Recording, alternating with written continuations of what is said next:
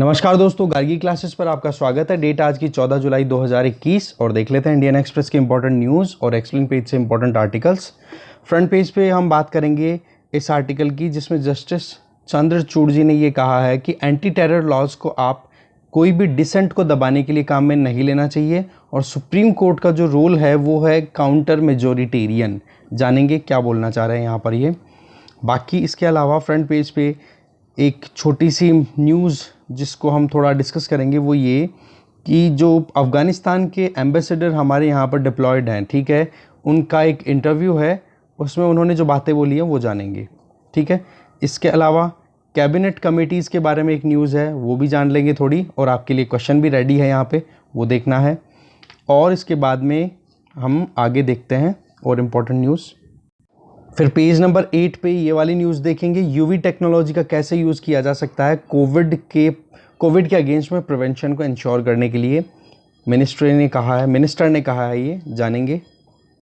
Explain page पे एक भी ऐसा आर्टिकल नहीं है जिसे हमें डिस्कस करने की ज़रूरत हो। एक तो KPS ओली का राइज फॉल, उससे संबंधित है, नेपाल के प्राइम मिनिस्टर के तौर पे हमारे कोई काम का नहीं है। इधर केरला के ओरिजिनेटेड इंडिविजुअल जिनका नाम है साबू एम जेकब, ठीक है, इनका ग्रुप है, खुद का अपैरल इंडस्ट्री में काम करते हैं ये, किटेक्स ग्रुप।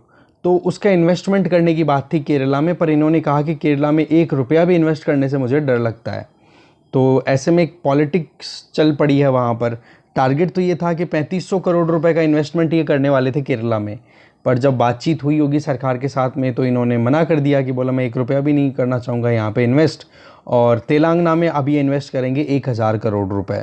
दूसरी तरफ वहाँ की सरकार, केरला की सरकार, जो कि कम्युनिस्ट सरकार है वहाँ पे, ठीक है, लेफ्ट की गवर्नमेंट है, तो उन्होंने ये बोल दिया कि ये केरला की इमेज को ख़राब करने की कोशिश की जा रही है। मोटिवेटेड स्टेटमेंट्स हैं ये, ठीक है। तो पॉलिटिक्स से ज़्यादा कुछ काम का इतना है नहीं। पेंडेमिक के टाइम पे किस तरीके से शॉपिंग बिहेवियर पे चेंजेस आए हैं, जैसे कि घर से निकले, अब ये तो हमें पता है ग्रोसरी की जो शॉप्स हैं वो तो खुली रही थी पेंडेमिक के टाइम पे, लॉकडाउन टाइम पे भी, बट टेंडेंसी ये रही थी कि बाहर एक बार निकलो और सारा सामान एक बार में डाल के लेके आ जाओ गाड़ी में या फिर कैसे भी करके हाथ में, या आप जैसे भी आपके पास सुविधा थी। तो बार बार जो जाने का बिहेवियर था वो कम हुआ, तो इसका भी इम्पैक्ट देखने को मिला है। वही चीज़ बताई जा रही है, ज़्यादा कुछ काम का है नहीं।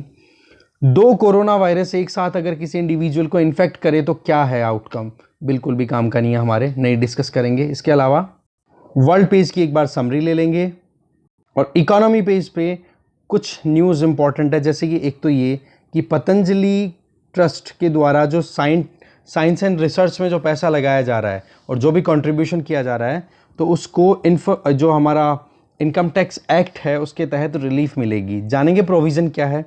दूसरा, इधर जो NPAs हैं वो डाउन हुए हैं लगभग 1.85 लाख करोड़ के फिगर्स हैं। उसके पीछे वजह क्या है? एक तो वजह है राइट ऑफ्स का मतलब कि बैंकों की जो बैलेंस शीट थी जिसमें ये जो बैड लोन्स थे उनको निकाल दिया गया, राइट ऑफ कर दिया बैलेंस शीट को।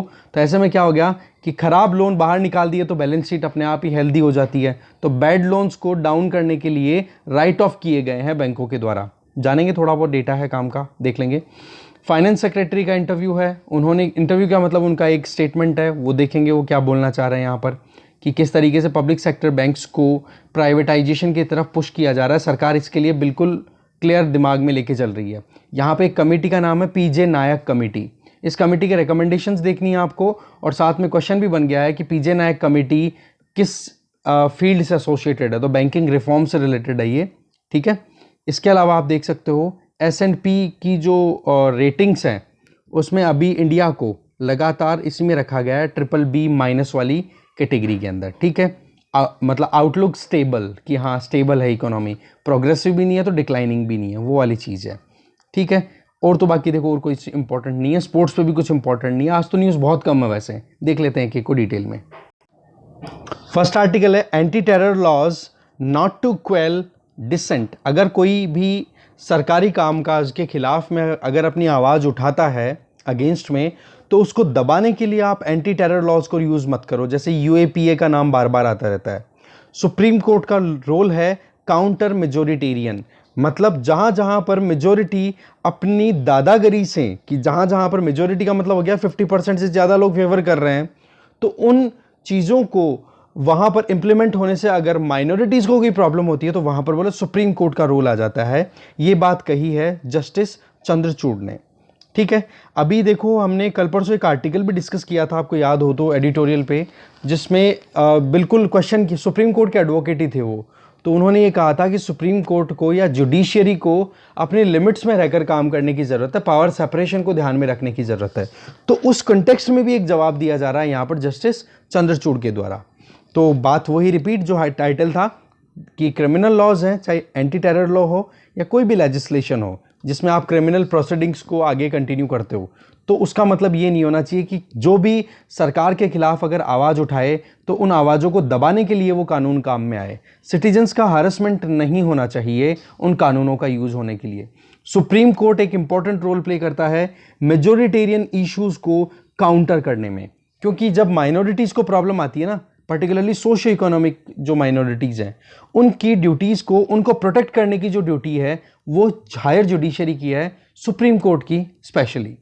फिर ये देखो स्टेटमेंट जो था वो American bar association plus society of Indian law forms और चार्टर्ड इंस्टीट्यूट ऑफ आर्बिट्रेटर, इनकी एक ग्रुप मीटिंग हो रही थी, उसमें उन्होंने ये स्टेटमेंट दिए हैं। साथ में जो केसेस बहुत ज़्यादा बढ़ रहे हैं, कौन से, प्रिजन्स में जो इम्प्रिजन्ड हैं, जो जेल में पड़े हैं लोग, ठीक है, तो उनके नंबर लगातार बढ़ते चले जा रहे हैं।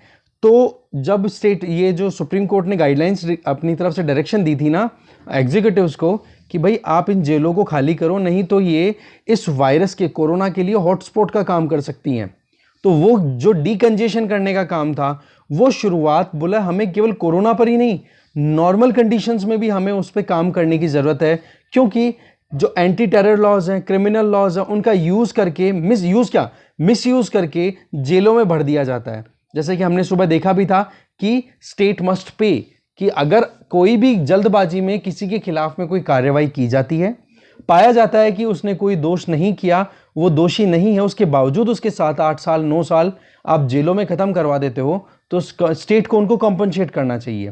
तो सेम चीज़ यहाँ पे बताई है। फिर आपको पता ही है रिपब्लिक टीवी के जो एंकर हैं अर्नब गोस्वामी का case, state of Maharashtra and others वाला केस, उसमें भी डीवाई चंद्रचूड़ जी ने ये कहा था कि सिटीजन्स की लिबर्टी हर एक दिन प्रोटेक्टेड होनी चाहिए। अगर एक भी दिन आपने जो भी हमारे नागरिक हैं उनकी स्वतंत्रता को अगर प्रोटेक्ट करने में फेल हो गए हो, तो इसका मतलब ये मानो कि रोज आप फेल हो रहे हो। ठीक है, तो जो आर्टिकल 21 हो गया, आर्टिकल 14, आर्टिकल 32 जिसमें रिट जुरिस्डिक्शन है, बोले इनके बेसिस पे जुडिशियरी को, हायर जुडिशियरी को काम करना चाहिए। दूसरा, हमें पता है कि हमारे यहाँ पर फंडामेंटल राइट्स की 2 अप्रोच हैं, एक तो पॉजिटिव राइट्स हैं, एक नेगेटिव फंडामेंटल राइट्स हैं। पॉजिटिव फंडामेंटल राइट्स तो नॉर्मल कंडीशंस हैं, हाँ जी आपको जीने का अधिकार है, जियो आराम से, इक्वालिटी का सारा अधिकार है। पर अगर वही कानून आप स्टेट के ऊपर इस तरीके से लगाओ कि स्टेट को ये करना पड़ेगा नहीं तो फंडामेंटल राइट्स का वायलेशन हो गया, दैट मीन्स वो नेगेटिव ऑब्लिगेशन वाले जो फंडामेंटल राइट्स हैं उनको भी एनफोर्समेंट में लाने के लिए सुप्रीम कोर्ट का रोल इंपॉर्टेंट हो जाता है। ठीक है, क्योंकि अल्टीमेटली हम कॉन्स्टिट्यूशन का गार्जियन किसको बोलते हैं, सुप्रीम कोर्ट को ही तो बोलते हैं। और जब सोशियो इकोनॉमिक बैकग्राउंड से, सोशियो इकोनॉमिक माइनॉरिटी से जो लोग बिलोंग करते हैं, उनकी प्रोटेक्शन के लिए तो फिर जुडिशरी एक इंपॉर्टेंट रोल प्ले करती है।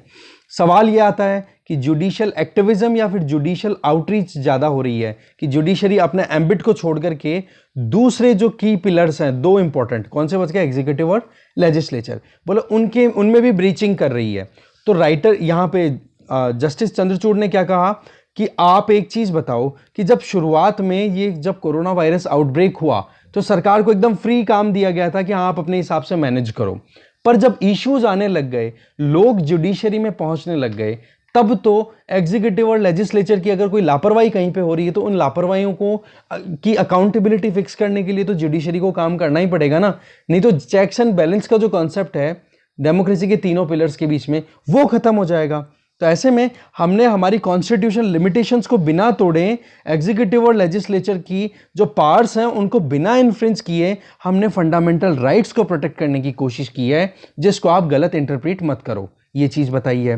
पावर सेपरेशन का जो प्रिंसिपल है, उस कॉन्सेप्ट के बेसिस पे हम काम करते रहते हैं। और डेमोक्रेसी में जो 3 पिलर्स हैं वो एक दूसरे को क्या करते हैं, एक बैलेंस बना करके ही तो चलते हैं ना।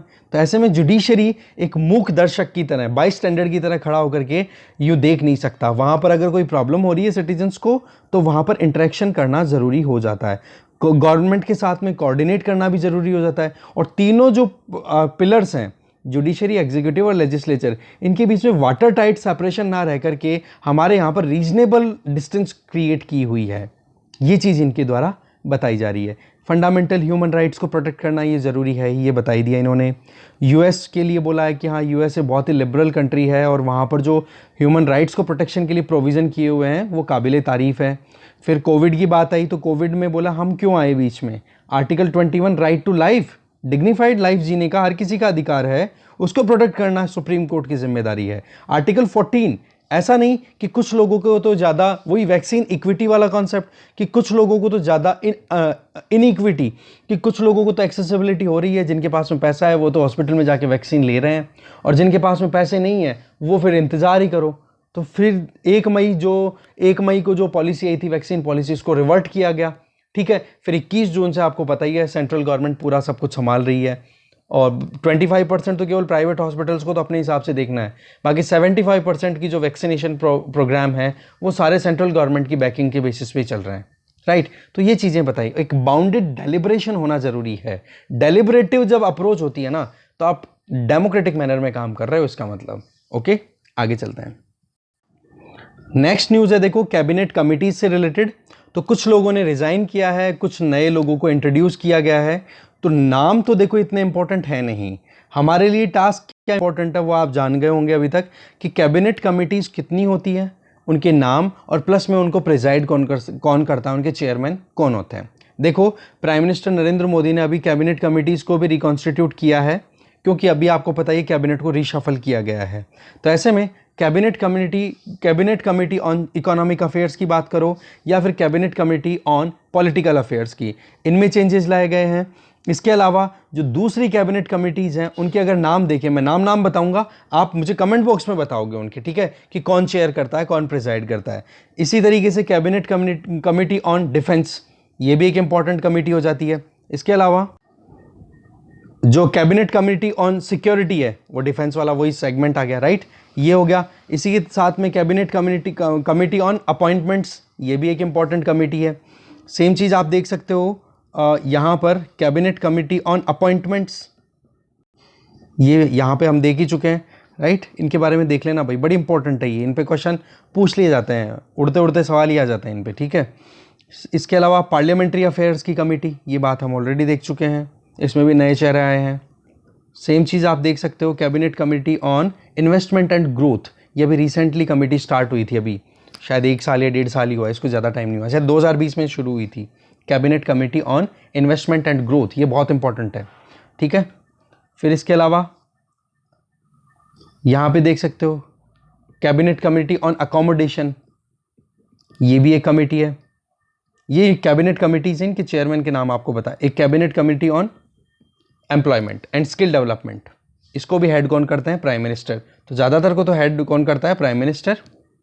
और इसके अलावा बाकी यही है, और कुछ बच रही हो कमेंट बॉक्स में बता देना। और ओवरऑल कमिटीज़ की बात करो तो ये देख सकते हो, यहाँ पे एक बार फिर से नाम आ रहा है, ठीक है। चलिए आगे चलते हैं।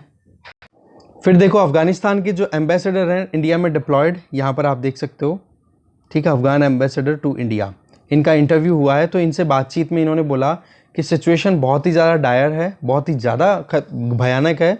इंडिया को अब कोशिश करनी चाहिए कि तालिबान को पुश करे थोड़ा बहुत, इंडिया अपनी तरफ से स्टेटमेंट देके कि तालिबान जो है वो मेन स्ट्रीम को ज्वाइन करे।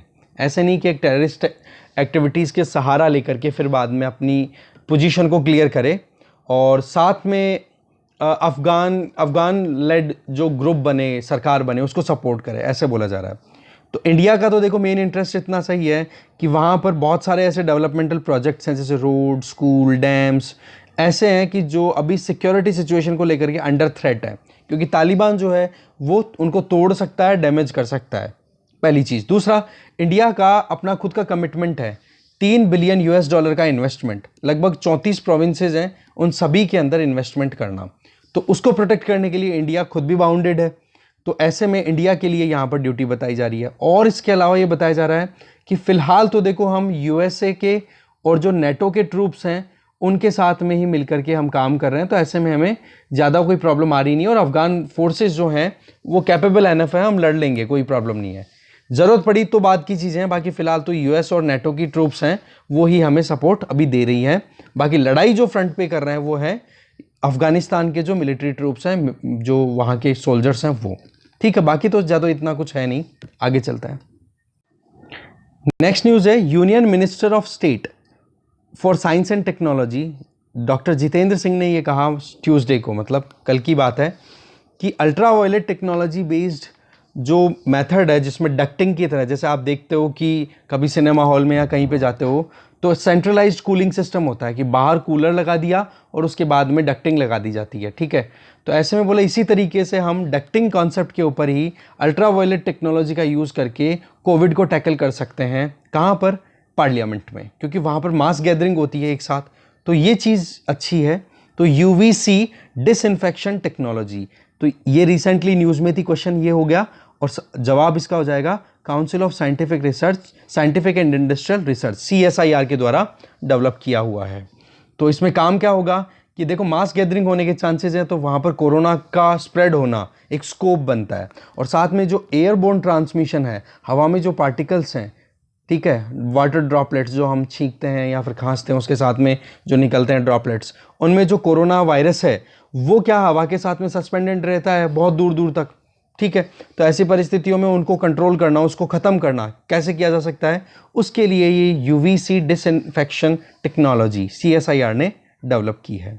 ठीक है, बाकी और ज़्यादा कुछ काम का नहीं है, बस यही चीज़ें बताई जा रही है कि लोकसभा में या कमिटीज़ के जो लगभग 62-63 रूम नंबर हैं वहाँ पर भी अप्लाई किया जा सकता है। पेंडेमिक को कंट्रोल करने में बोला एक अच्छा खासा ऑप्शन है हमारे पास में, यही बताया जा रहा है। आगे चलते हैं।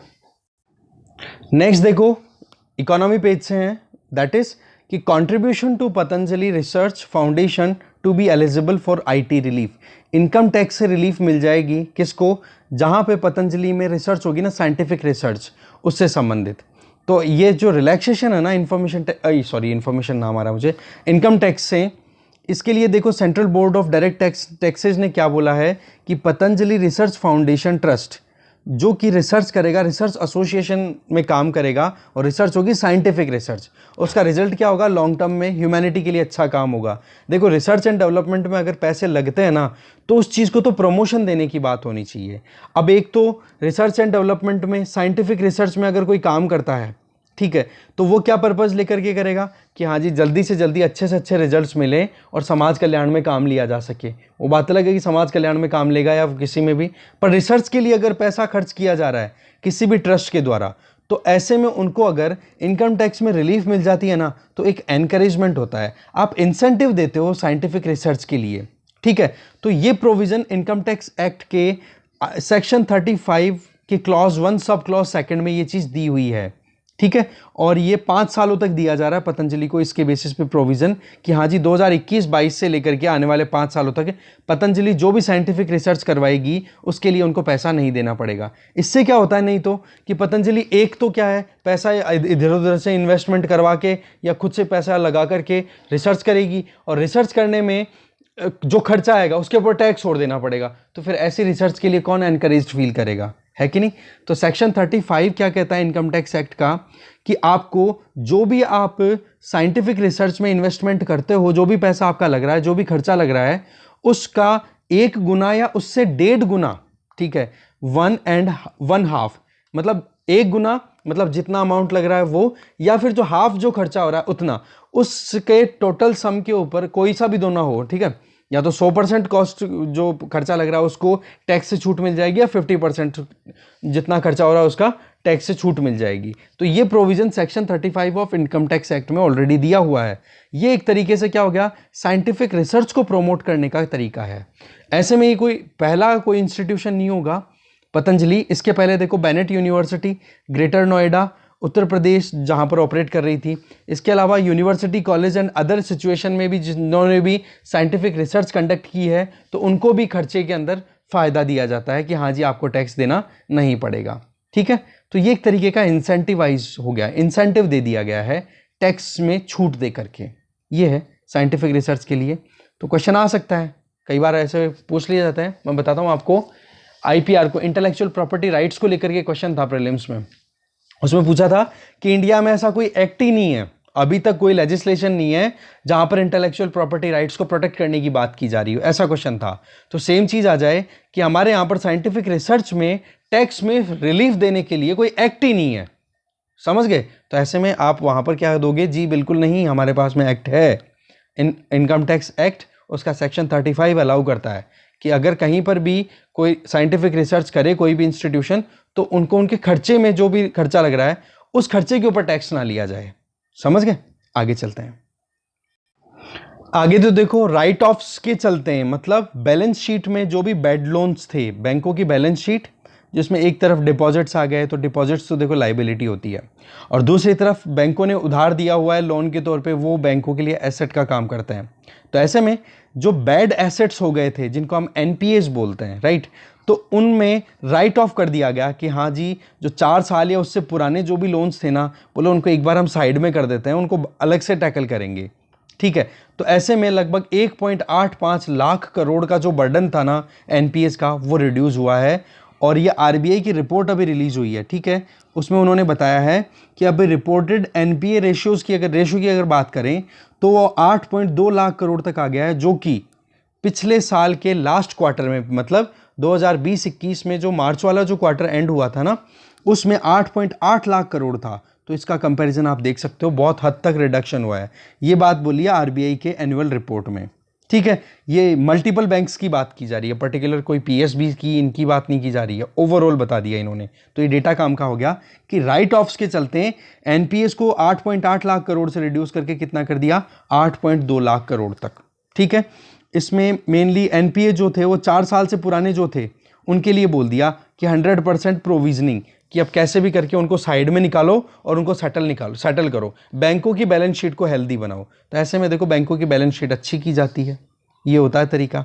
क्योंकि वही बात है कि जो लोन बैड हो ही चुके हैं, एनपीए में कन्वर्ट हो ही गए, कोशिशें कर ली, निकल ही नहीं पा रहा है वहाँ से पैसा, तो उस चीज़ को तो साइड में करना ज़रूरी है, नहीं तो फिर बाद में बैंकों की जो वही बात है कि आप उधार का हिसाब लेकर के चल रहे हो और पिछले 5 साल हो गए उधार आपकी आ भी नहीं रही है, और आपने अगले की जो कोलेट्रल थी, जो प्रॉपर्टी थी, उसको जब्त भी कर लिया, पर आप सक्सेसफुल भी नहीं हो रहे हो वहाँ से पैसा निकालने में, तो क्या रास्ता निकालोगे? एक ही रास्ता हो गया कि एक बार यार इस हिसाब को साइड में रखो, नए फ्रेश हिसाब को हम यहाँ पे लिखना, दूसरी बुक में लिखना शुरू करेंगे। तो इसको राइट ऑफ बोल दिया जाता है, ठीक है।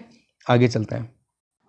एक छोटी सी इंफॉर्मेशन है, भीम यूपीआई जो है वह भूटान में भी लॉन्च कर दी गई है। ये देखिए हमारे फाइनेंस मिनिस्टर निर्मला सीतारमन जी, इन्होंने फॉर्मली लॉन्च कर दिया है भीम यूपीआई को, जो कि क्यूआर बेस्ड सिस्टम पे काम करती है, आपको पता ही है, यूनिफाइड पेमेंट इंटरफेस होता ही है। और उन्होंने बोला कि ये जो हमारा एंगेजमेंट है, इसमें और ज़्यादा हमारे स्ट्रेंथन मिलेगी दोनों नेबर्स के बीच में जो भी रिलेशनशिप है उसमें। फाइनेंस सेक्रेटरी ने कहा कि गवर्नमेंट कोशिश ये कर रही है अब जल्दी से जल्दी ज़्यादा से ज़्यादा पब्लिक सेक्टर बैंक्स को प्राइवेटाइज कर दे, ठीक है। टीवी सोमनाथन फाइनेंस सेक्रेटरी है, उन्होंने एक अभी चल रहा था कॉन्फ्रेंस हो रही थी NCAER की, तो उसमें उन्होंने बोला कि पीजे नायक कमेटी ने जितनी रिकमेंडेशन दी थी उससे भी आगे बढ़ गए सरकार काम कर रही है।